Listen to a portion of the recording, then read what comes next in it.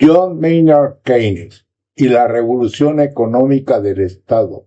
John Maynard Keynes, 1883-1946, fue uno de los economistas más influyentes del siglo XX. Su pensamiento revolucionó la teoría económica al romper con el dogma clásico de laissez-faire, la creencia de que el mercado se regula solo de forma natural.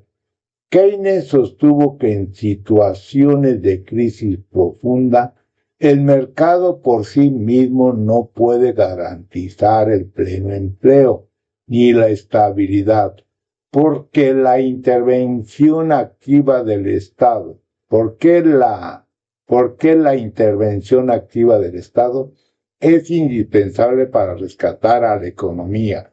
La Gran Depresión de 1929 y el New Deal. Wikipedia. El colapso bursátil de 1929 desató la Gran Depresión, generando desempleo masivo, quiebras bancarias, una caída drástica del consumo. Ante el fracaso de las políticas tradicionales de austeridad y recortes, el presidente estadounidense Franklin D. Roosevelt implementó el New Deal 1933 a 1938. Wikipedia. Aunque el New Deal fue un conjunto de medidas pragmáticas y políticas más amplio, compartió y anticipó la filosofía keynesiana al colocar al Estado en el centro de la recuperación. El Estado como motor. Se abandonó la idea de equilibrar el presupuesto a toda costa y se priorizó el gasto público, financiado mediante endeudamiento para reactivar la economía, inversión en infraestructura y empleo, a través de agencias gubernamentales como la WPA. El Estado impulsó masivos proyectos de obras públicas, construcción de carreteras, presas, escuelas y parques.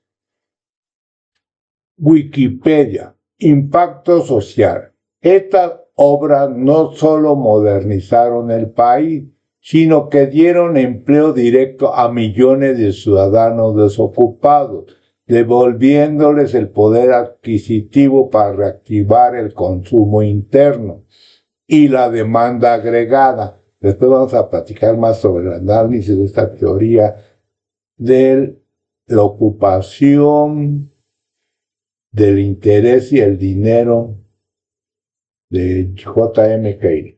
Teoría general de la ocupación, el interés y el dinero. En 1936, el Future Hindsight. En su obra cumbre, Keynes plasmó los fundamentos teóricos de la macroeconomía moderna, argumentando que el desempleo involuntario es una falla recurrente del mercado debido a las insuficiencias de la demanda agregada. Sus conceptos clave con énfasis en el Estado son la demanda agregada como eje. El motor de la economía es el gasto total de la sociedad, consumo privado, más inversión, más gasto público. O sea que el motor de la economía es el gasto total de la sociedad, consumo privado, más inversión, más gasto público. Si el sector privado cae en el pesimismo y caída del gasto privado durante las crisis, el Estado tiene la obligación de intervenir aumentando el gasto público, invirtiendo en obra e infraestructura.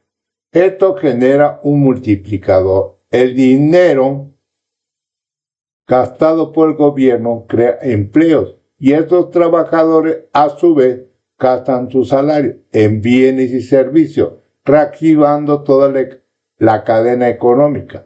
el dinero y las tasas de interés. Keynes demostró que el dinero no es un medio neutral de intercambio, sino un activo de refugio. Cuando hay incertidumbre, la gente prefiere atesorar efectivo, lo que deprime el consumo.